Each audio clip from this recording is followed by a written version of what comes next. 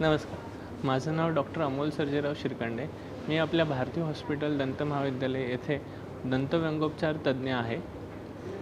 आजचा विषय आहे वाढीच्या वयातील ऑर्थोडॉन्टिक उपचार. आपण सर्वांना माहीत आहे, वयाच्या 10 ते 14 वर्षापर्यंत लहान मुलांची वाढी फास्ट होत असते. सो ह्या वयामध्ये आपण आपल्या पाल्यांना दंतव्यंगोपचार तज्ज्ञांना दाखवणं गरजेचं आहे. आपल्या जबड्याची रचना व्यवस्थित होण्यासाठी आपण मायोफंक्शनल अप्लायन्सेस म्हणजेच जबडा वाढीचे यंत्र आपण त्या वयामध्ये बसवू शकतो. तसेच लहान मुलांना वेगवेगळ्या सवयी असतात, जसे की अंगठा चोखणे, जीभ पुढे लावणे. ह्यासाठी आपण हॅबिट ब्रेकिंग अप्लायन्स म्हणजे सवय मोडीचे यंत्र आपण बसवू शकतो. सो आपल्या सर्वांनाही माहीत आहे, prevention is better than cure. So आपण वयाच्या 10 ते 14 वर्षापर्यंत आपल्या पाल्यांना दंतव्यंगोपचार विभागांना दाखवणं गरजेचं आहे. थँक्यू.